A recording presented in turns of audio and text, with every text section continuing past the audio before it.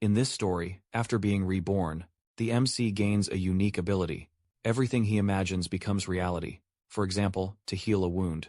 He only needs to imagine it healed. To obtain the perfect body, no training is required, just imagination. To use any kind of elemental magic, he simply imagines himself casting it. He can summon any weapon or artifact, just by picturing it. However, the results aren't perfect. At first, even such a broken skill needs to be leveled up. Fortunately, he ends up in the body of a student at a magic academy, giving him plenty of time to master his power. That way he can properly prepare to take revenge on those who caused his death. In the past, here's what happened then. On that day, gates leading to mysterious dungeons suddenly appeared around the world, and monsters in those dungeons came pouring out. Humanity was powerless against these creatures, and the only ones able to stop them were those who had awakened magical abilities. Among these people are the Golden Seekers, a group of especially powerful people who worked to protect the world from the strongest monsters. They are Ingolf von Dietz, Claudia Borgeau, Nathaniel Cavell, Iwako Hideki, and Lei Ruoxia. These 5 heroes use their powers to defeat any monster that steps foot into the human world, but they don't always have the best interest of the rest of the human population at heart. As a civilian gets cornered by one of the monsters, Ingolf orders Claudia to go and help the victims, but she doesn't care enough about them to move. It looks like the man is about to be captured by an ogre, but the monster's face is kicked in by the final member, and the leader of the Golden Seekers. Misato Kyoichiro smiles as he tells everyone that he will take care of the rest of the monsters by himself. He leaps off after making sure that everyone is alright, and charges a large energy blast in his hand, using it to charge through the monsters, like a human wrecking ball, and take them all out immediately. The others can only watch in awe, as he takes out the massive horde of monsters, by himself. But it's expected that he would be this strong. After all, with his time magic, he can see the future, and he always knows what the monster will do next. At this level of strength, Misato isn't human anymore. In a matter of minutes, the army of monsters lay dead around the streets, and Misato confronts the final monster. It falls just as easily as the others, and Misato finally relaxes. Now that he has been able to protect the people's peace, all that's left for him to do is seal the gate, so that no more monsters can come through. Right as he seals the gate, a blast sends him flying into the dungeon, trapping him behind his own seal. His 5 teammates watch him from outside the dungeon without a care in the world. Even with his time capabilities, he has never seen a future like this before. He walks up to the seal and asks them if they were all in on this horrible plan, and why they would do something like this to him. The answer is obvious for them. It's because his need to make sure that everyone is safe has continued to put his team in danger. He grew to become a level 100 monster who can use time, attribute magic, while the rest of his team just wanted to earn money. Now they have gotten fed up with him, and it's time for them to seal him away, so they can focus more on taking over the world than the well-being of the people. With that, the team walks off, laughing at the man who is about to die. Misato pounds on the seal, demanding to be rescued, but they don't even spare him another glance. As they walk away, he can't believe that they would betray him, for such selfish reasons especially. Since all his efforts were just to protect the world from monsters, he can't understand why they would do this to him, after everything that they've been through. And he doesn't have time to figure it out either, as monsters from the dungeon start to notice that he is trapped in the dungeon, and start coming for him.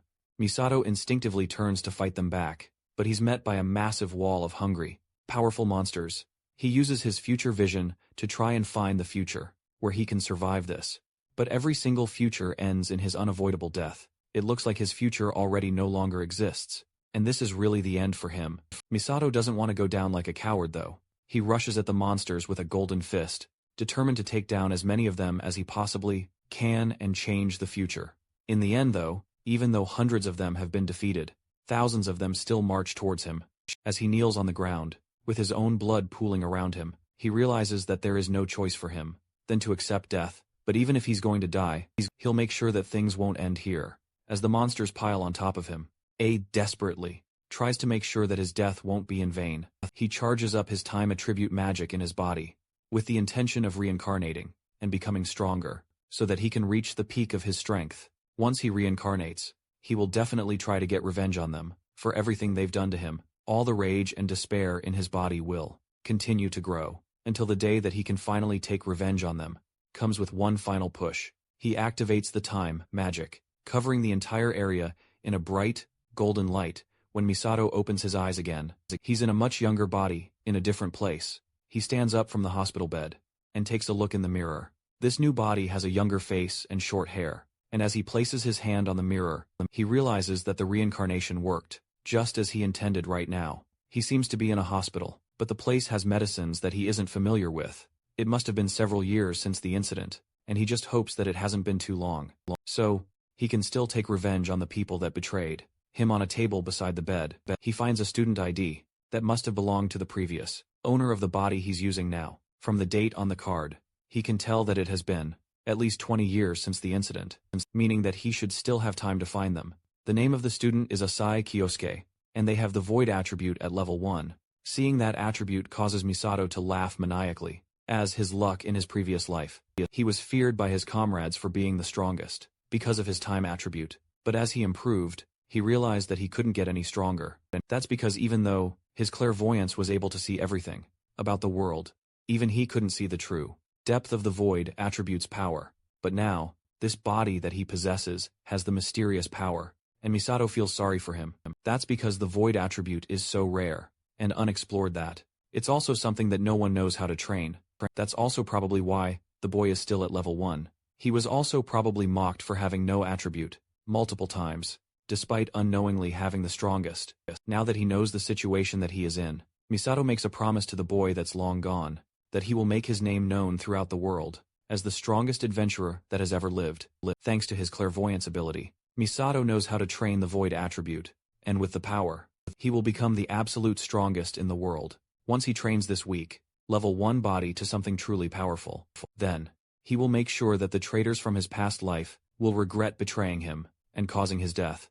In order to get his revenge on them, Misato will have to get this kid past level 1. He was definitely more powerful than them in his past life, but now he's just a teenager. The Void attribute, as the name suggests, is a type of magic related to the control of nihility. The ability allows the user to freely project one's imagination into reality. Everyone is capable of imagining things, but turning that imagination into reality is where the difficulty lies.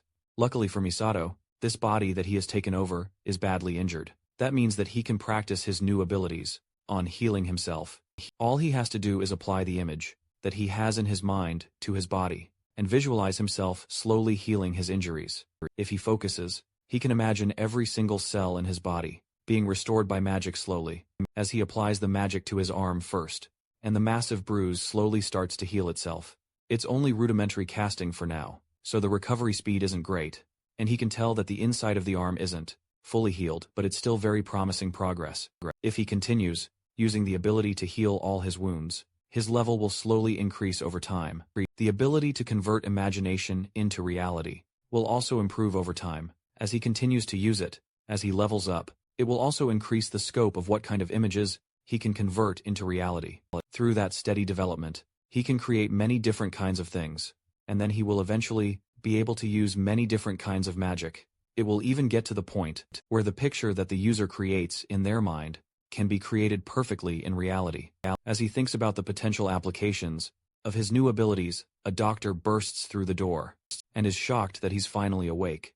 Misato tries to get up, but the doctor tells him to sit down, since he was seriously injured after getting attacked by a monster.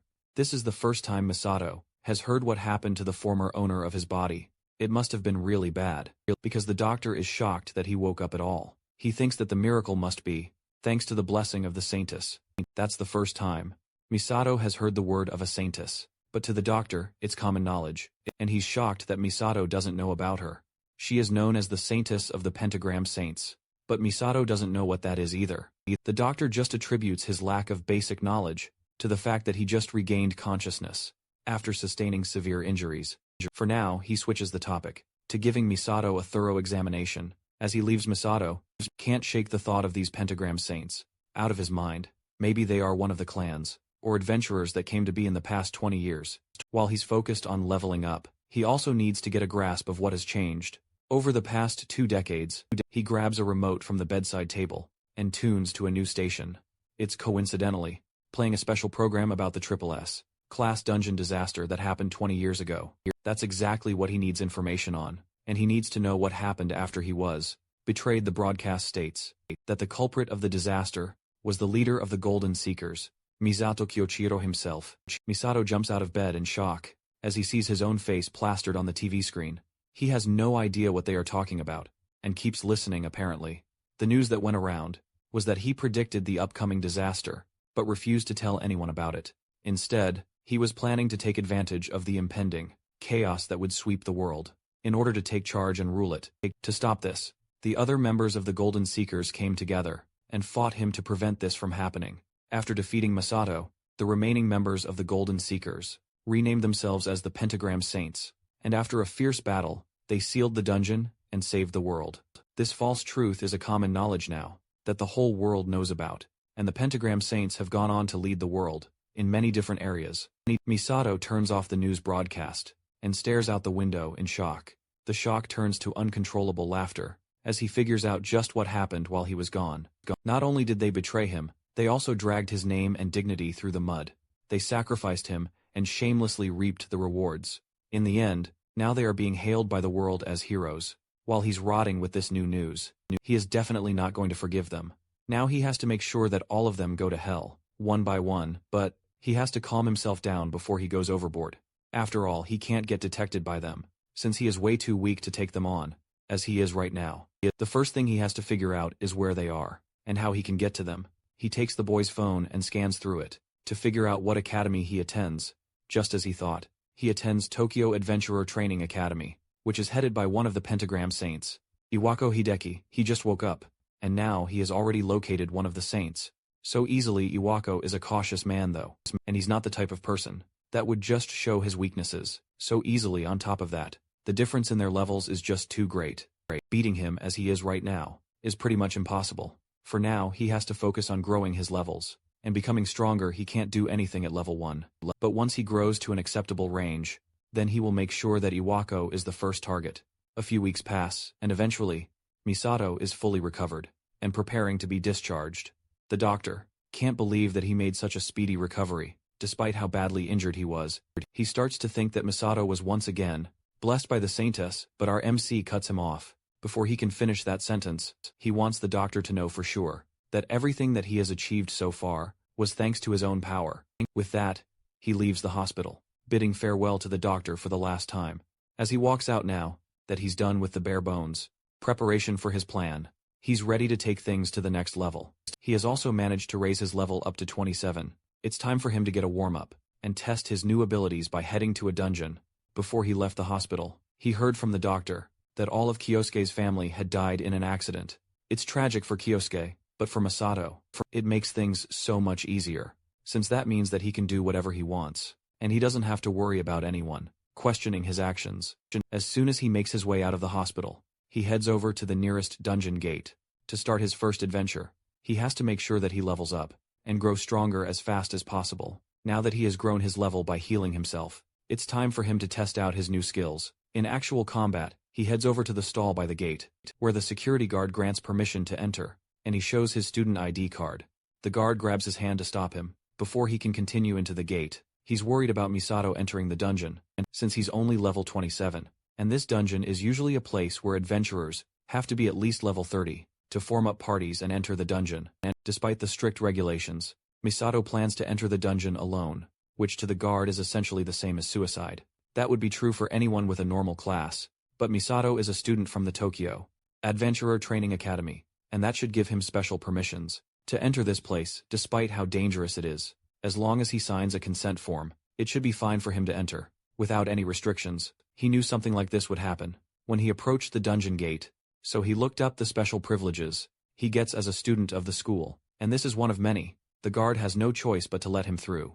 But that doesn't change the fact that he's worried. Some voices call out to him from the other side of the compound. A group of thuggish-looking kids tells Misato that the guard is just worried about him, so he shouldn't take it to heart. After all, he's just a weak student that hasn't even graduated from the academy yet, so he should know his place. Misato only spares them one glance before he turns around and asks the guard where he's supposed to sign. He puts his signature and leaves to enter the dungeon. After confirming that there shouldn't be any more issues, the guard watches our MC leaves, and then calls out to the kids from earlier, and tells them to head into the dungeon and follow Misato. He can't get over the fact that just allowing a kid to walk in there unprotected is basically suicide at first. They try to argue with the guard, since they are not willing to risk their necks for someone they barely know, but the leader among them stops his friends from making a big fuss. This might end up being good for them. At the end of the day, if nobody is watching them inside the dungeon, then they can head in there and do whatever they want. Even if something terrible were to happen in there wouldn't be problems or consequences. His friends immediately understand what he's talking about, and they happily rush into the dungeon to follow Misato now. They can pay him back for being such a brat to them and trying to attempt a dungeon. That should be way above his level. But the guard cheerfully sends them, completely unaware of their true intentions. This isn't the first time that they have done this. They kill the people that make their way into the dungeon, and then blame it on the monsters. Thanks to that, they can line their pockets handsomely, and no one is any wiser about it with that in mind. They continue chasing after Misato, but 10 minutes of running later, they still haven't caught up to him. The dungeon is a straight path, so it's impossible for them to have lost him, and at this point, they have no idea how he has gotten so far away. Eventually they finally catch up to him, and they see him surrounded by a wall of monsters. At first, they think that they won't have to kill him after all, and the monsters will take care of him for them. But Misato proves them wrong by using fire magic, combined with wind magic, to kill all the monsters in a matter of seconds. They are shocked by the fact that he managed to kill so many ranked monsters at once, but they are also more interested in the massive loot drops that came from the monsters. If they sell that loot drop, then they can live comfortably for at least 6 months. Misato's back is still turned to them, so they think that he hasn't noticed them yet. This is the perfect time for them to spring an attack and kill him so they can get the rare loot drop. The three spring into action and surround him. Then all at once they unleash their magic at him. Misato finally turns around and gives them his attention, skillfully dodging all their attacks without wasting a second. He's used to these kinds of things already from his past life. No matter what era it is, there's always scum that tries to take what belongs to someone else. Since he dodged all their long-ranged attacks, one of them charges up a fireball and goes in close to take down Misato with a magically enhanced punch. Misato is quicker, however, and charges his fist with ice, which he uses to punch the attacker square in the stomach and send him flying back to his friends. The goon is taken down in a second and left to rot at the back, while Misato turns and approaches the rest, who are now cowering in fear.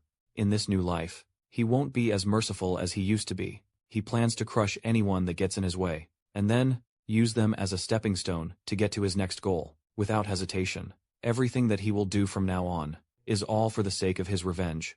With the goons taken care of, Misato leaves the dungeon completely unharmed, but the disappearance of the boys causes a teacher from the academy to come and check on what happened. The man is a subordinate of Iwako Yoichi Tsuda, and he got the news that one of his students entered the dungeon alone. Instead of finding his student struggling though, he instead finds 3 novice hunter adventurers lying dead on the ground, but there's no clues to explain what in the world happened. In the dungeon, back with Misato, he looks through his new stats. Now that he managed to finish the dungeon, thanks to clearing the D-rank dungeon, he was able to level up and test out his void magic. At the same time, now he has gained a new spell called Info Obscurity, which allows him to not only take his level, but also erase his dungeon entry records. Thanks to that, he can wipe any clues from the D-rank dungeon that could lead back to him. Now that he has moved on from that, tomorrow is his first day at the academy, and he needs to prepare for it. He takes a look through Kyosuke's phone and sees some unread messages from people that are clearly bullying him and extorting money from him through violence. That perfectly explains what Kyosuke has been through and how he got in that sorry state. The next day he heads to school, and as he walks through the front gate, he's greeted by a cute girl that seems to know him.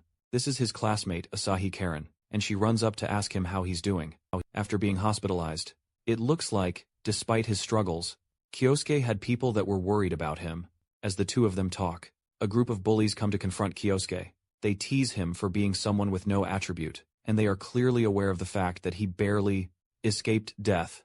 These are most likely the people that were sending him threatening messages. The night before, the lead bully steps up to them and demands for Kyosuke to pay up for them, always having to protect him, and it's clear that this is going to lead to a fight. Karen gets in front of him and tries to stop the bullies, reminding them that Kyosuke just got discharged from the hospital. Although she's trying to be brave for him, her shaky hands are a clear sign that she's terrified. Our MC notices this and gets in front of her, assuring her that he will be fine. The bullies laugh at him, thinking that he's just trying to be cool in front of a girl, since he's so eager to show off. The bullies are more than happy to remind him of his place in the school. Unfortunately for them, they haven't yet realized that the hierarchy has changed. Since Misato took over, he made a promise to the boy whose body he took over, that he will make his name known throughout the world as the strongest adventurer, and Misato considers himself to be a person that keeps to his word. He taunts the first bully, and it works incredibly well, causing him to cast a spell towards Misato's direction. Using magic outside of dungeons is against school rules, but it seems like the bullies don't care anymore. They need to show Misato that it's wrong to step out of line when they don't have attributes. He tosses a fireball at our MC, and Misato returns it in kind, countering his attack with an even bigger fireball. The two attacks clash, resulting in a huge explosion. While the bullies wonder when Kyosuke got the ability to use a fireball, Misato is barely fazed by the weaker attacks, and the bully tells his friends to stop standing around like NPCs and do something. The two of them unleashed wind and water attacks towards Misato, but just like with their boss, Misato counters the two attacks with similar attacks. On a larger scale, they can barely believe that someone who had no attribute not too long ago is now using multiple magic attributes at once. This is a power that they have never heard about before, but it's just the beginning. Misato has just been using their own powers to nullify their attacks, but now it's his turn to go on the offensive. He charges up a massive fireball behind him to intimidate them, and the size of it causes them to run away in fear. As he steps towards them, Misato grabs the closest one, who's screaming for help as he tries to run away. Then he asks the boy if he gave Kyosuke any help back when he needed it. Without waiting to hear the boy's answer, he grabs him by the face and holds him up, while charging a massive fireball in his fist. He knows that there is no need to hear what the guy has to say, since people like him always end up saying the same things anyway. That's why no matter what he ends up spouting out, it won't stop Misato's fist from crashing into his face. With that, he unleashes a massive blow on the boy, sending him flying backwards and leaving him unconscious. In the academy courtyard, Karen can barely believe that this is the same Kyosuke from before, but it's obvious that something in him has changed. Now Kyosuke isn't going to be someone that will get picked on by nobodies anymore, to becoming the strongest adventurer.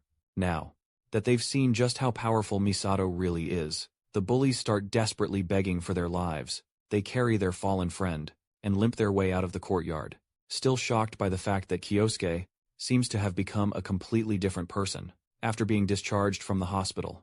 Misato sighs in disappointment. After all of the talk, the bully turns out to not be all that he's cracked out to be. He walks with Karen into the school, and it's clear that all the students saw what he did. In the courtyard, they all stare at him and whisper to themselves. As he walks past Misato, notices the stares, and wonders if he stood out too much by showing off like that. As he walks with Karen, someone tries to cut through the crowd to get to him before he can enter his class. It's Yoichi Tsuda, and he approaches Kyosuke to ask some questions. Before class, Kyosuke has no idea who this guy is, but he looks like an upperclassman. It'd definitely be a pain to deal with him, and he decides to shrug off the invitation to chat. He turns around and says that they can't talk now, since class is about to start, but Yoichi isn't going to take no for an answer. He introduces himself as the leader of Biting the Cat, which is a clan that Principal Iwako made for the school. That catches Kyosuke's attention immediately, and his hand freezes as he's about to open the door, seeing that he has gotten our MC's attention. He asks again whether Kyosuke would be willing to have a brief chat and spare some of his time. Since the context has changed, Kyosuke happily agrees to have the chat with his upperclassmen. They find a secluded place to chat, and Yoichi gets straight to the point. He asks Kyosuke if he is the one that defeated the adventurers that were found dead in the D-rank dungeon. Our MC plays dumb, but on the inside he's wondering how the information that he specially concealed got out. Yoichi says that he heard from the staff that a student of his academy had entered the dungeon, and he went in to investigate. And inside the dungeon, he found the bodies of the infamous criminals, known for hunting novices. On top of that, not even up to 10 minutes ago, Kyosuke used multiple attributes to fight his fellow students. While all of those are true, the way Yoichi presents his evidence means that he doesn't really know the specifics of our MC's magic, and he also has no proof that he really was the one who took out those novice adventurers. Yoichi gets more aggressive and orders Kyosuke to spit it out and admit to what he did. But our MC remains calm and tells him that this morning he only acted in self-defense, so he doesn't fully know what happened. But then he reaches into his jacket and pulls out the student ID card that he altered to show a fake level. The ID card says that he's just level 1, which means he can't possibly be strong. enough to do all the things that he's being accused of. On top of that, he also has the void attribute, which is well known to be a pointless attribute. That might as well mean you have no magic. The fact that Kyosuke is just a nobody, and is wasting Yoichi's time, makes him angry, and he turns to leave, apologizing for calling him over for no reason. Before he leaves, he warns Kyosuke to avoid acting suspiciously, so that he doesn't make trouble for his seniors. Kyosuke watches the upperclassman leave with a smile. It looks like he has found someone that would be beneficial to his future plans. If he gets Yoichi under his thumb, then the senior can approach Iwako, without the principal getting wary. The next thing he has to do is figure out a way to make Yoichi his pawn. This is the perfect time for him to test out an experimental spell that he has been cooking up for a while. Meanwhile, Yoichi Hai goes to meet Principal Iwako to give an incident report of what happened in the D-rank dungeon. Iwako listens silently before reminding Yoichi that it's unusual for him to make mistakes. He has warned his subordinate several times that he should be careful choosing who to use. Yoichi apologizes for his mistakes and bows down to the principal, promising to try and calm the situation. As soon as possible, Iwako walks up to his subordinate, as he continues to bow and reminds him that, if it becomes known that he worked with adventurers who hunt novices, then the backlash will also reach the principal, who is a pentagram saint then. He grabs the student by the face and tells him that, if he continues to make mistakes like these, then he will be discarded in a heartbeat. Yoichi bows his head lower, and tells the older man that he understands. On the outside he seems polite and submissive, but inside Yoichi is seething at the fact that he has to deal with this old man. If he had known that things would end up like this, then he would have tried to squeeze out more hush money from the novice hunters. Now that the major things have been discussed, Iwako still doesn't fully believe Yoshi's story.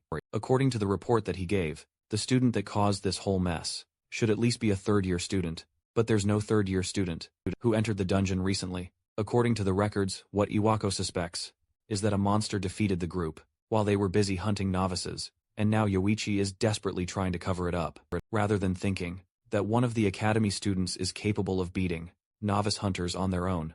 It's more realistic to think that Yoichi is just lying to save face. The only way that Iwako could be wrong is if something unusual happened. Yoichi immediately remembers the void attribute. Student from earlier, he asks Iwako if it's possible for a unique attribute to be involved in this mess. While it's plausible, it's also highly unlikely, and Iwako doesn't buy it. Yoichi has heard what he needs to know, and he tells the principal to leave it to him. He will find out the root cause of the matter and deal with it swiftly. And he knows that Kyosuke is where he needs to start. The next day, a group of students are having a training course in a dungeon. They all unleash their magic on the monsters in the dungeon, but some of them are way too strong and jump over the students to attack them. The students desperately run away, as Yoichi runs past them and blasts the monster in the back with powerful magic, causing it to fall to the ground. He calmly tells the students not to break formation, and to remain calm and orderly. The students marvel at how amazing Yoichi is, and they aren't shocked by the fact that he was chosen by Principal Iwako to lead Biting the Cat. Now that all the monsters in the area have been taken care of, he leaves the rest of the dungeon, clearing to the student, and walks off to deal with a personal matter.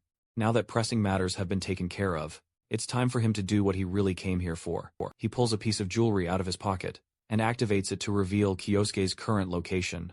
The chains glow for a moment, then point in a direction much deeper into the dungeon, far away from the other students.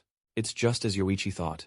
There's definitely something weird going on with Kyosuke, and he's determined to know what's going on. This is much better for him anyway, since no one would think twice about the death of a student who wandered away from the group. He'll just tell everyone that he happened to find Kyosuke already dead deeper within the dungeon. Tragedies like these are a common occurrence in dungeons anyway, and he won't lose any sleep at night for it. The more Yoichi thinks about the strange student, the more he's sure that there is something that he needs to figure out. First, it was the incident with the novice hunters, and after that, it was nothing but trouble. After he got discharged from the hospital, the boys that Kyosuke beat up also gave a rather interesting story that he wants to know more about.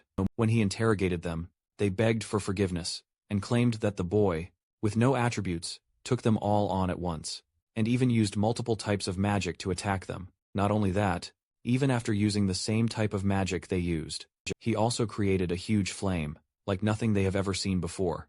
The whole thing is way too unrealistic for Yoichi to believe, and he's almost completely sure that they are lying. Once he finished asking the boys what he needed to know, he left them alone, but not before telling his subordinates to re-educate them and make sure that they understand that the academy has no use for weaklings, who lose to people that are incompetent. He walks away as the boys cry for mercy. But the matter has been decided, and he doesn't plan on changing his mind. One of the bullies speaks up, before he can leave the room. This one is the most badly beaten among them, and he's the same one that Kyosuke gave a devastating, fire-charged punch to. He warns Yoichi that Kyosuke has long since stopped being human, and he has a whole different level of power. The fear in his eyes is definitely not something that can be faked. And just to be sure, Yoichi had Kyosuke placed in a special class, hosted by biting the cat instead of showing off all the things that the boys claimed, though just created some powerful illusions, which isn't half as impressive as what they claimed he could do. It's more likely that Kyosuke used some kind of magic item during their fight, and he's just a weak, non-attribute that doesn't need any attention. He's also sure that our MC must have used some kind of underhanded method to take care of the novice hunters too. As he walks deeper into the dungeon, he starts to notice some monster corpses littered around the area. These monsters were most likely defeated by Kyosuke, and it looks like they were defeated with a single hit of fire. Seeing the evidence right in front of him makes Yoichi think that maybe those boys weren't just exaggerating, after all. But the level of power he's seeing still isn't a big deal for him, and he continues walking deeper into the dungeon to find his target. Even Iwako, the pentagram dropout, could surely do something at this level of power. Speaking of Iwako, Yoichi is forced to do as he says for now. But one day, the leader of Biting the Cat plans to surpass the old man and take his place as one of the pentagram saints himself. From there, he can go on to rule the world. Just thinking about it makes him laugh maniacally. That aside, he mustn't let anyone find out about his connection to the novice hunters. Kyosuke is also another thorn in his side that is likely to cause more trouble in the future. To ensure that little accidents don't happen to affect his grand plan, he has to make sure that Kyosuke is taken care of as soon as possible. The chains lead him to a dead-end part of the dungeon, and he's sure that his target should be just around the corner. He reaches the room and turns the corner, wondering just what in the world Kyosuke could be doing. In a place like this, his answers are soon answered, as he sees the student calmly resting on a pile of monster corpses, as if he were waiting for Yoichi. The moment he turns the corner, Kyosuke scolds him for being late and keeping him waiting. Yoshi can barely believe what he's seeing. After all, his presence should have been completely concealed. But it's clear that Kyosuke was patiently waiting for him. This entire time, his mind starts to race, as he wonders how Kyosuke managed to notice his presence. But our MC parrots his thoughts perfectly, before he can even finish thinking them. On top of being powerful to unknown degrees, it looks like our MC can even read thoughts. Now that's another problem for Yoichi to worry about, as he tries to figure out who he's facing off against, with no reason to hide in the corner anymore. Yoichi comes out and directly asks Kyosuke what exactly he is. Kyosuke doesn't answer the question, and instead compliments Yoichi on being someone personally chosen by Iwako. But then he also says that the feat isn't something that he should think of as a big deal. The way he hunted down the novices and extorted money from them is a cowardly act, just like his mentor Iwako. That's something that no one should know, but it's clear that Kyosuke has his upperclassmen all figured out. Then our MC jumps down from the corpse pile to confront his senior directly. He knows that Yoichi seems to enjoy tormenting others, but that is only because he has never understood how it feels to be hunted. Now that he has decided to cross Kyosuke, our MC will be more than happy to teach him what it feels like to be hunted, and by the end of it, he will use his magic to make Yoichi dance. After everything he has seen today, Yoichi can confirm it for himself. Kyosuke has become someone incredibly dangerous that he can't ignore. He activates a sword with fire magic and prepares to go to battle with the powerful student. For the sake of his ambition, he will do his best to defeat Kyosuke at all costs. Without wasting a second, Yoichi pushes off the ground towards our MC, charging towards him and unleashing a devastating strike. Kyosuke dodges it effortlessly, and he's not at all impressed by Yoichi's weak level of skill. Then, he returns the attack in kind by charging up a fireball in his hand and sending it right back at Yoichi. The senior student cuts through the flame with his sword, and he too isn't impressed with Kyosuke's level of skill. It's clear that the two of them are holding back against each other, and the battle is just starting. As soon as the flame clears, a burst of lightning cuts directly towards him, and he is only barely able to block it with his sword. Then, several sharp spikes pop out from the earth below him, but he's able to cut them all up in an instant, with a few sharp sword strikes. That confirms that Kyosuke really is able to use multiple magic attributes. At once it looks like there is something crazy going on with his void magic that he has never heard of before. As he's talking, Kyosuke dashes behind him with an ice sword, and goes for a backstab, but Yoichi is just barely quick enough to react in time, and block it. Now suddenly, the upperclassman is on the back foot, and he's being pushed back by a much stronger and faster Kyosuke. Now the leader of Biting the Cat is starting to get irritated. Ever since Kyosuke popped out of nowhere, he has done nothing but get in the way of Yoichi's plans. Kyosuke has no idea what he's talking about, since he doesn't even know what the upperclassman's plans are. His plan is very simple. He, one day, wants to become the person that surpasses Iwako. After doing that, he will take Iwako's place as one of the pentagram saints. Kyosuke has no idea why he would choose Iwako, since there are other pentagram saints, but the reason is simple as well, is starting to get irritated. If Yoichi plans to become a pentagram saint, then it makes sense for him to target the weakest one, and once he manages to become one of them, then he will earn the right to rule the world. Kyosuke is not impressed at all by the simple, wants to become the person that surpasses Iwako. His plan is very simple. But it looks like the upperclassman only has a pathetic ambition. There's no need for him to be worried about someone so pointless taking his spot as the person who will kill Iwako. The unwanted criticism angers Yoichi. Only has a pathetic ambition, and the two clash with their respective swords. Yoichi just wants power and money, and women, to be an easy access in his life. He wants the kind of power where, no matter how much he tramples on others, no one can say anything if he becomes a pentagram saint. Then he can do whatever he wants, and he might even get a hold of the saintess's weakness, and maybe he can go on to claim her as well. Kyosuke is tired of hearing the delusions of his power, hungry opponent, and he prepares to end this battle once and for all. With a quick flick of his sword, he sends Yoichi flying backwards, and the force is strong enough to break the upperclassman's sword. On top of that, thanks to Yoichi's meaningless rambling, it gave Kyosuke enough time to prepare a special magic spell. Yoichi cowers in fear as Kyosuke gets close, and tells him to dance. Then he places a palm close to Yoichi's face, using his void magic to cast absolute hypnosis. The spell requires some effort to break the target's spirit first, but once it's activated, it will allow Yoichi to have complete control over the will of his opponent. He orders Yoichi to get up, and in an instant, he rises to his feet like a zombie. It looks like the spell was a success, and he managed to get Yoichi under his complete control. Then he gives his new puppet orders to focus on completing the dungeon mission for the sake of the class. Then, later on, he will get further instructions on what to do next.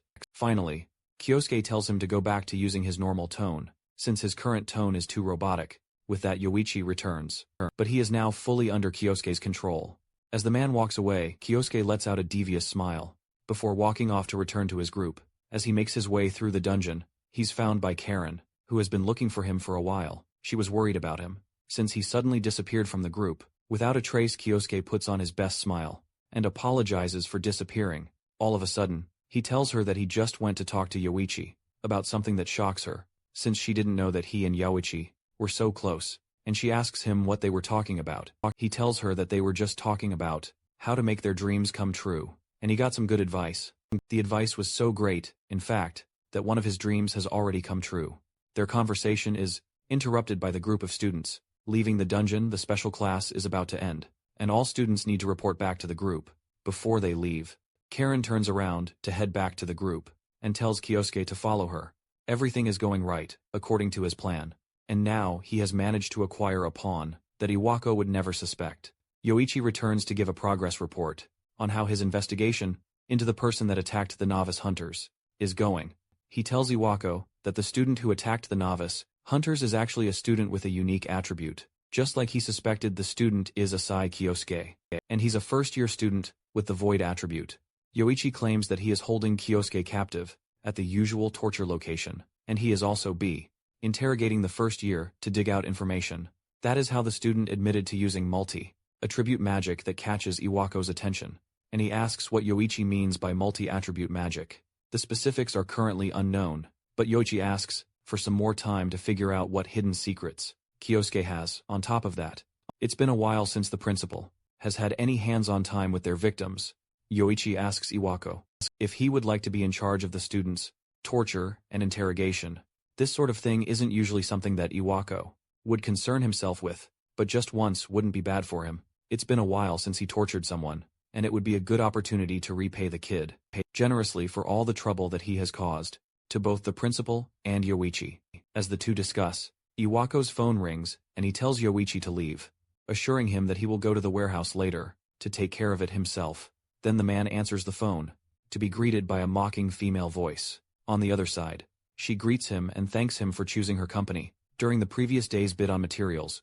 Iwako isn't ready to hear her pretentious tone, and tells her to drop the act. The person on the other side of the line is one of the Pentagram Saints, and the current CEO of Lei Company, Lei Ruoxia. She drops the act just as he asked, and reminds him that they are both partners, since they are sharing the government's lovely subsidies.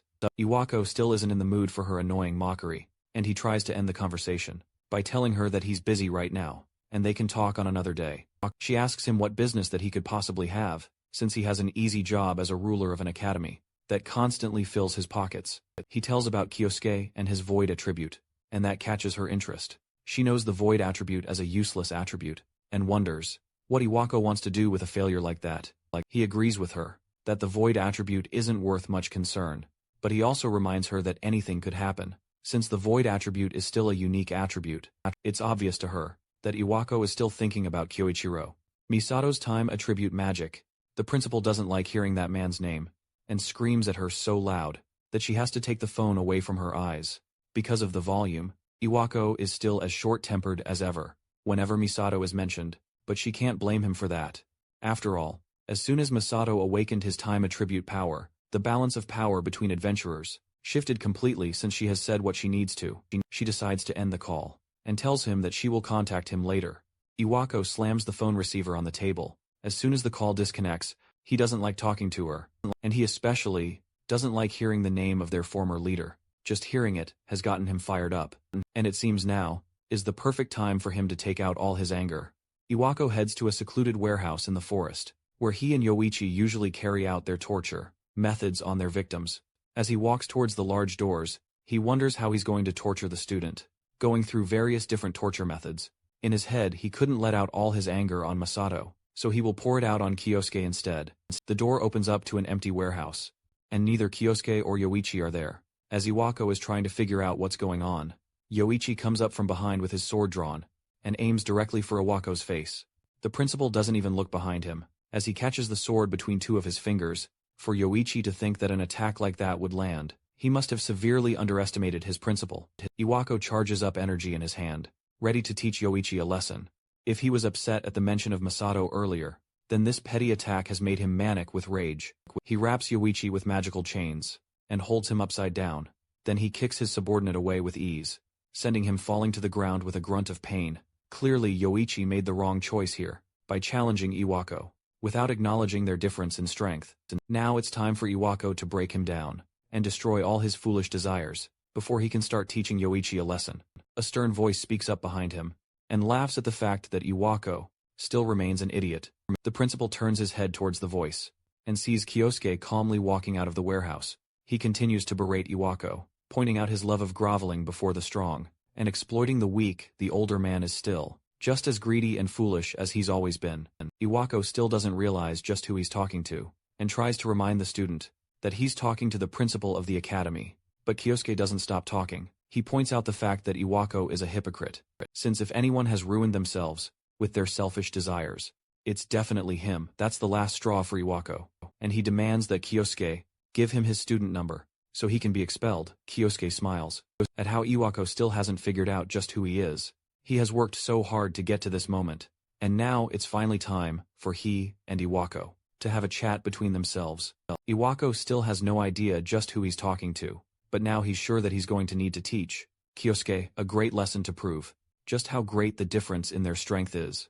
He starts the attack with advanced earth attribute, magic, creating a giant fist out of rocks to destroy Kyosuke in one hit. Normally there'd be no way a student would avoid an attack like that. He sends the fist flying towards Kyosuke, who doesn't react to it, and it looks like he's about to take the full brunt of the attack. The attack lands and Iwako starts to laugh wildly, thinking that Kyosuke has been taken out so easily. This is what happens when mere students try to defy him. The smoke clears and there's no sign of life left, and the warehouse is completely destroyed, with nothing left. Iwako starts to think that he went a bit too far, since he destroyed the warehouse, since he'll now have to think of a new place to torture other people. He never even got to figure out who Kyosuke was, but he can at least stick around to watch him die. Once he feels like his job is done, He turns around to leave, but then notices Kyosuke standing in front of him, completely untouched. Our MC calmly walks out of the wreckage, and reminds Iwako that he only wanted a little chat, and not violence. The principal can barely believe that a mere student got hit by his advanced magic, but still managed to come out of it, completely untouched. There has never been a student as powerful as that, before now. Iwako isn't just curious, he's furious, and he demands to know who Kyosuke is. Kyosuke smiles and asks Iwako if he still hasn't figured out who he is. After all this time, Iwako still doesn't know who Kyosuke is, and tells the student to stop messing around, and just reveal his name already. Kyosuke smiles and asks Iwako one more time if he really forgot about him. That's when Iwako finally notices, from the way he talks and the mannerisms, that this student looks and sounds an awful lot like Misato. The older man starts to back away in fear, not believing that Misato could be back. After all, that guy is definitely dead, and made sure of it by locking the portal. He starts to think that all of this must be some kind of sick act put on by Kyosuke, and he tells the student to stop the performance. Kyosuke probably just saw the new segment about Misato recently, and is trying to play a character to look intimidating. That's the only explanation, because as far as he's concerned, Misato Kyoichiro is dead with that. Iwako charges up wind magic in his hand, and gathers earth magic around himself, as he prepares to unleash another heavy attack. Kyosuke sighs in disappointment at just how little Iwako has changed. He has always been like this, and he lives his life only believing what's convenient for him, while ignoring what isn't. Iwako is tired of hearing Kyosuke's lectures, and continues to charge up his magic attack. He warns the man that if he continues to come closer, then he will be hit with a full blast of his magic. Kyosuke continues to walk forward, charging a magic blast of his own. He has figured out the man's motive by now. He was swayed by the sweet words of those around him, and that's why he ended up betraying Misato. Saying his name seems like the last straw for Iwako. As he tosses a fully charged, magical attack at the student, Kyosuke responds in kind, with a blast of fire magic, completely nullifying the attack. With a single swipe of his hand, the air clears as both their spells dissipate, leaving Iwako completely shocked that a student could counter his spell. On top of that, he countered the spell with the exact same technique that Misato used to defeat the final monster during the gate disaster from 20 years ago. There's no way for him to deny it anymore. It's obvious that this really is Misato, who has somehow come back for revenge. Iwako falls to his knees as he starts to remember everything. He's sure that they sealed him in the dungeon and Misato should definitely be dead, but it looks like he somehow survived. Kyosuke assures him that he was truly sealed and trapped, and he was thrown into the depths of despair. Iwako finally accepts that this really is Misato, standing in front of him, and the student comes up to his principal with a smile, looking happy that Iwako finally remembers him. Iwako is so shocked that he has to ask again if Kyosuke really is the dead Misato Kyoichiro. The principal doesn't wait for an answer, and gets up to challenge him again. He just can't believe that this really is Misato. That man died over 2 decades ago, and for him to be here, that means he somehow returned to this world. Then he starts charging up another spell, this time to bring Kyosuke down for good. He fires more wind-based magic attacks at the student, and Kyosuke easily steps back, avoiding the attack entirely. But Iwako doesn't give him time to rest, and sends another massive rock fist, crashing down on him. Kyosuke still manages to calmly dodge the attack, with no serious urgency at this point. Iwako is getting even more angry that a little brat is managing to perfectly dodge and avoid all his attacks, seemingly without breaking a sweat.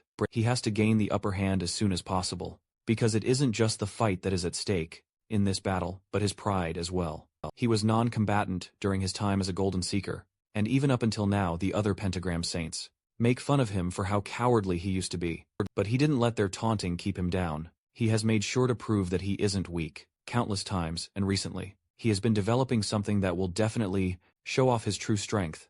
Iwako raises his hands, and gathers wind and earth magic around him, causing the area around him to darken, as magic swirls around him.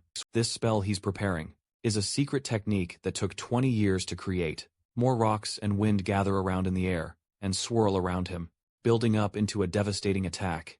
This is the product of him devotedly learning how to duel, use wind and earth magic at the same time. Once the spell is fully activated, he sends it flying towards Kyosuke. All at once, multiple, powerful shots of wind and earth fly from his palm, straight towards our MC, and they cut through the air, before striking the ground, and causing a huge explosion, to completely engulf the student. The large whirlwind of magic settles, and Iwako takes a moment to catch his breath. This is his strongest magic spell, and it clearly took a lot of energy from him to cast it. The dust starts to settle, and once again, there is no sign of Kyosuke anywhere within the debris. It looks like Iwako has managed to come out on top. This time Kyosuke isn't countering, which means that he has most likely been taken out by the powerful spell. Iwako bursts out in laughter, happy that he managed to take down the great Masato Kyoichiro on his own. He starts to taunt the presumably dead man, asking whether he really thought that after 20 years, he would still be the same coward that he used to be. Back in the days of the Golden Seekers, no matter how strong Misato's time attribute is, that's all in the past. And now Iwako is the one who has come out on top.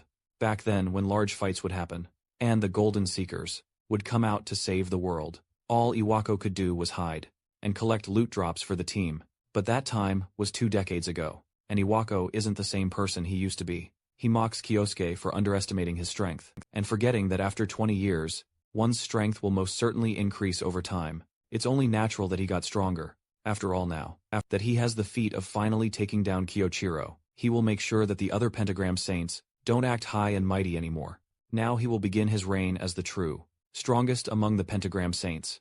A voice cuts into his delusional ranting, and asks him if he's finally done. Kyosuke comes out from the dust, completely untouched, and wipes the extra dirt off of his body after taking so many attacks. Somehow he is completely unharmed.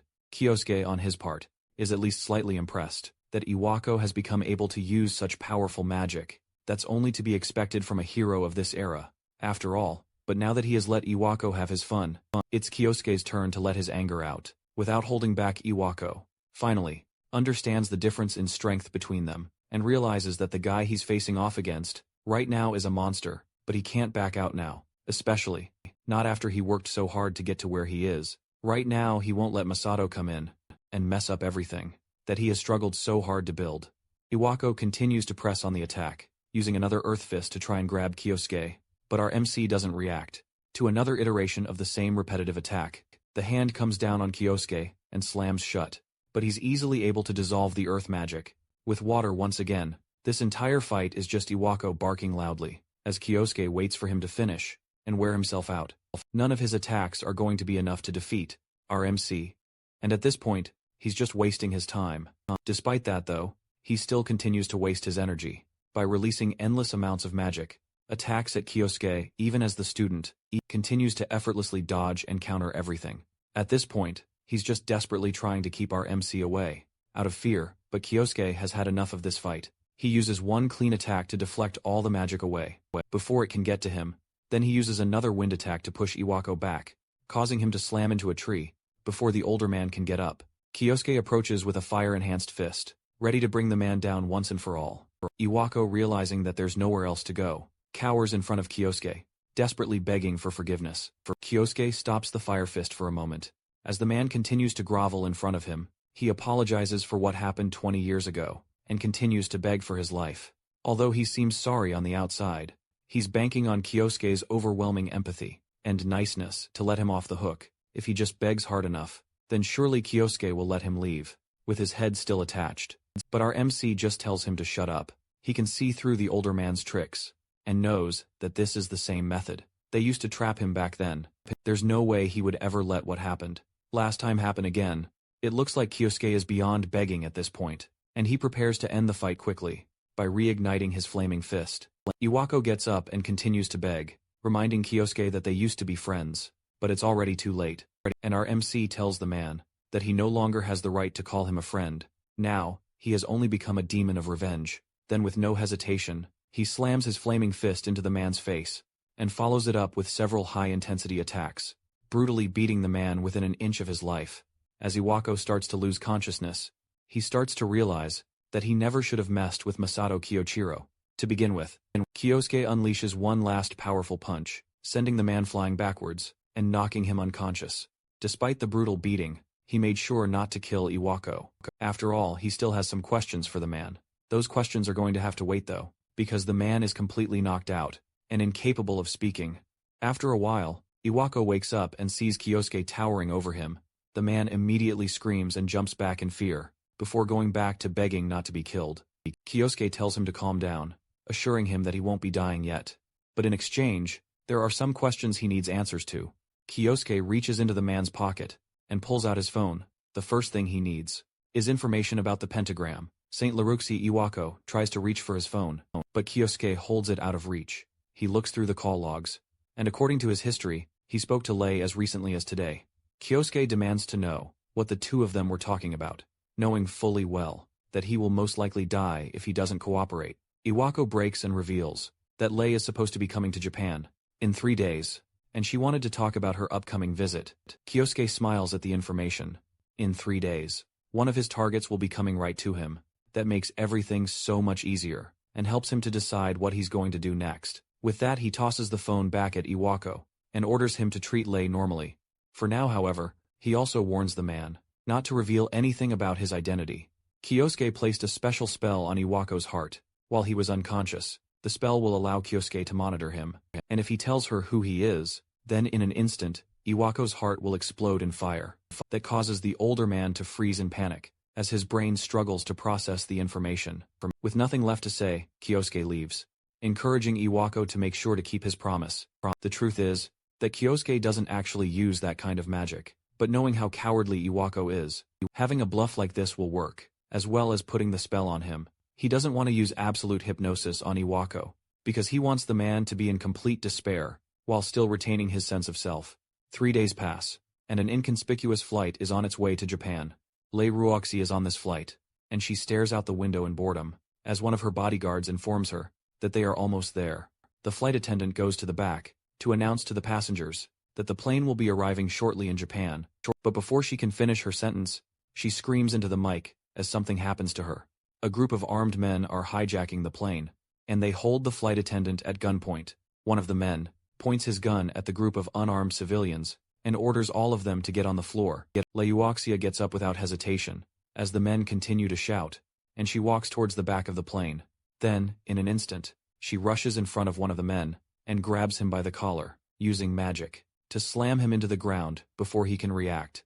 With one down, she runs to the other one, holding the flight attendant hostage, and knocks him out with a quick, palm strike to the face in a matter of seconds. Both criminals are incapacitated, and the passengers look up to see Lei Ruoxi standing over their unconscious bodies. The plane lands without any further mishaps, and the criminals are escorted away by law enforcement. The owner of the airport arrives, personally, to thank Lei for her efforts in quickly and silently dealing with the criminals. Lei is just happy that she, coincidentally, got on the same plane with the hijackers, so that she would be there to stop them. Thanks to that, they avoided the plane's reputation getting tarnished. More importantly to her though, it seems like the criminals were using a special type of gun that doesn't get picked up by detectors. Recently, there have been many groups armed with gear, made from materials they got from dungeons. That's why Lei plans to give her staff some of that special self-defense gear. She puts her hand on the owner's shoulder, and directly tells him that she wants the gear that his airport uses immediately. Understanding what she wants from him, he bows his head, and assures her that he will make sure it happens. Once they are within the airport, and away from the earshot of any eavesdroppers, Lei makes a phone call, and tells the people on the other line to release the hijackers. She was the one who planted the hijackers, in order to take them out and save the day. By doing so, she helped to seal the deal with the owner of the airport, and even gained some extra publicity as a result. As she leaves the airport, an adoring group of fans are waiting to give their love to her. They all see her as the hero Laruxi, and she smiles and waves back at them. She makes it to Tokigo Adventurer Training Academy, and heads to Iwako's office to discuss business with him. She's still curious about the Void Attribute student that Iwako mentioned earlier, over the phone. She wants to know if any progress has been. While investigating the student, Iwako stutters for a moment, but admits that the whole thing was just a false alarm. The bandages and wounds on his face are none of Laroxi's concern, and she doesn't ask about them. Instead, she gets straight to the point of their discussion. Now that she has confirmed that the Void Attribute student is nothing but a waste of time, Iwako is still terrified about the spell that Kyosuke claimed to have placed on his heart, and he desperately tries to appear normal, so he doesn't attract any unwanted suspicion from her. Lei Ruoxi puts her cup down, and gets to the main point of her discussion, which is a new drug that her company is developing. They will need to choose who the next guinea pig for experimentation will be, and she wants to make use of the students in the academy for it. Kyosuke listens to the entire conversation through an earpiece connected to the room. He's disgusted by the things he's hearing on the other side of the call, and that only helps to make his decision. For him, the next person that will experience the despair of his revenge will be Lei Ruoxia back at his house. Kyoshi watches the news for the day. As he thinks through his plan, the news talks about Lei Ruoxia and how she recently arrived in Japan. It also praises her for taking care of the hijackers that tried to take down her plane. Kyosuke is too focused on his plan to care about the news segment. Lei Ruoxi is one of the people that betrayed him 20 years ago. From the research he managed to dig up, he found out that she produces unique weapons using material from dungeons, and it also looks like she has managed to make a fortune from selling them, but, judging from the conversation that she had with Iwako earlier, it's likely that she's using the school and its students to do some bad things. On the surface, she portrays herself as a hero, but behind the scenes, she takes advantage of others. And this isn't something that Kyosuke can just allow to happen under his nose. He heads to school, while trying to figure out what to do. Saying that he wants to have revenge on LaRue is one thing, but he doesn't have any idea on how to go about it. The school security has gotten much tighter since LaRue became involved with its affairs, so for now all he can do is investigate the situation and try to find an opening. As he's walking through the halls, Asahi comes over to greet him. On her way to class, she notices that he's reading an article about Lei Ruoxi and doesn't hide how much she adores the older woman. While they are talking, she mentions something called the Great Snake of Changshan, which is very popular. The Great Snake of Changshan is a clan that was created by Lei, and they have a bunch of powerful members. It's likely that the men in black suits that were guarding Lei earlier were also from that clan. Many of the students from the school are also planning to join the clan, as well as military organizations. She asks him what his plans are, and initially, he wants to say that there's nothing he would want to do, but then he realizes that using that clan could be a perfect way for him to get closer to Lei. He comes to a decision and thanks Asahi for helping him figure out what he's going to do going forward, then he walks away. Asahi has no idea what he's talking about, but she's happy to help regardless. In Iwako's office, the principal is taking care of some business when his phone rings, causing him to jolt up in fear. He picks it up, and it's Kiyoshi on the other line. He needs a favor from Iwako, and it's related to the next time that Lei contacts him. Meanwhile, in a secure research lab, men in lab coats walk around the room, while a student kneels on the ground, chained and clearly in distress. The door to the lab opens up, and Lei Roxy walks in, mockingly asking the kid how he's feeling. The student begs her to make them stop, injecting some weird drug into him. If they continue to do so, then he will surely die. Lei Ruoxia kicks him to the ground and tells him to stop complaining. After all, if the drug tests are successful, then he will end up becoming much stronger as a result. And all he has to do is keep being a little lab rat. For them, she snaps her fingers, and two of the researchers come up behind the student and inject him with another dose of the strange medicine.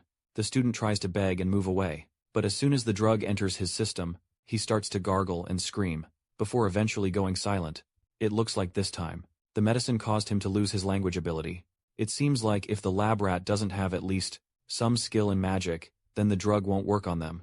They still need to gather more data, and for that they will need to get more test subjects. In order to do this, they can hold a recruitment for the Great Snake of Changshan clan, but it's actually a way for them to gather strong people to use as test subjects. She makes a call to Iwako in order to ask him if he remembers their discussion about test subjects before right now. She needs someone who is skilled in magic, and she wants him to pick out some students from the academy for her to use. Iwako instead gives her an idea to hold a selection at the academy. That way they can directly find people who are skilled and bring them in without arousing suspicion. Lei Ruoxia is delighted by the idea and starts planning to hold the selection immediately. Meanwhile, Iwako ends the call and sighs. He has done what Kyosuke asked him to do, so now the ball is in our MC's court. The next day, one of Lei Ruoxia's guards makes an announcement to the students, informing them that the Great Snake of Changshan will be holding a selection exam to find new recruits. The students are excited to get an opportunity to join a popular clan, but Kyosuke simply smiles in satisfaction. It looks like a road to get closer to Lei has finally appeared for him. The students, interested in joining the Great Snake of Changshan, gather in the school's sports field to take the selection exam to join the clan. Lei Ruoxia's personal guard appears to give a rundown on how the exam will go. As he's listing out the rules for the competition, Kyosuke decides that he has to pass this selection exam so that he can join the Great Snake of Changshan and get close to Lei. His approach to this one has to be different from how he got to Iwako before. He tried not to draw any attention to himself, but this time around, he has to catch the attention of Lei's right-hand man, Yang Xinyu, and also the attention of the other examiners. To do that, he decides to show off his power a little bit. After the initial announcements, Kyosuke heads over to the seating area to wait for the real preliminaries to begin. Asahi comes over to meet him. When she sees him resting by the stands, she reveals that she also plans to take the exam. Much to Kyosuke's displeasure, he would rather not have her getting involved in this whole mess. Asahi herself knows that she doesn't really belong with the other powerful students who are taking the exam, but she has her own reasons for wanting to join. Despite that, she plans to do her best to make it through the exam, and she wishes Kyosuke good luck as well. The exams begin, and it starts with a test to measure magical power. The guards present an orb, which will be used as a measuring device to visualize the magic power of anyone who touches it. The students are to step forwards one by one and pour their magical power into the orb, and then they will be graded based on what shows. The first group of students aren't that impressive to the examiner giving the grades, and he gives most of them average marks. Then it reaches Kyosuke's turn, and he proudly steps up to the orb to take his test, flashing his card to the examiner as he goes by. The man isn't too impressed at seeing a level 30 void user, and he already doesn't expect much from him. However, his expectations are blown out of the water, as Kyosuke unleashes a massive amount of magical power, causing the orb to glow with a bright light that almost blinds everyone in the area. They can barely believe how powerful he is. Just from the first test, as the light show dies down, Kyosuke calmly walks away, as the examiner gives him an S grade. For the first test, the next is a magic skills test, which is a student's opportunity to demonstrate what they can do with their attributes. Kyosuke generates a lump of earth, which is a very basic spell that most people can do. But then he follows it up by creating a ball of water, which is already shocking enough. But afterwards, he finishes it up with a ball of fire, lightning and air, and manages to perfectly hold all of them together. At once, those are all the basic attributes of magic, being cast and maintained at the same time, and it's a feat that no one has ever seen before. That's the power of the void attribute, which has been mocked as powerless for much too long. Asahi runs over to congratulate him after his incredible performance, but now it's her turn to prove her worth with her magic. She steps up to a bunch of dried and dead plants and casts light magic on them, instantly reviving them and filling them with vitality. The other students laugh at the fact that all she can do is revive dead plants, which is nothing special. But Kyosuke knows the true value of her skill. She has light attribute magic, which is just as rare as his void attribute, which means she has the potential to become powerful like him, but it'll be difficult for the examiners to evaluate her skills because it's so rare. He feels a bit bad for her, but it's better for her to not get dragged into this mess with him unexpectedly. Despite Kyosuke's thoughts, Yang Sunyu puts her name down as someone worth trying as a test subject after all the exams are done. The last stage is a one-on-one duel with the examiners. These examiners are members of the Great Snake of Changshan, so naturally, the students have no chance of winning. But this fight isn't about whether the students can win or lose. They will all be evaluated based on how well they fight.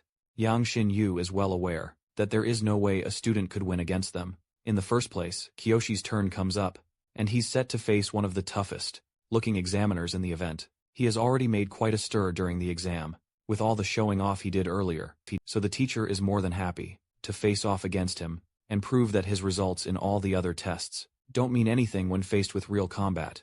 Kyosuke Humble agrees, and says that he is excited to learn a lot from their fight. The examiner is eager to finish this in one hit, and creates a large attack from earth magic, firing multiple shots at Kyosuke.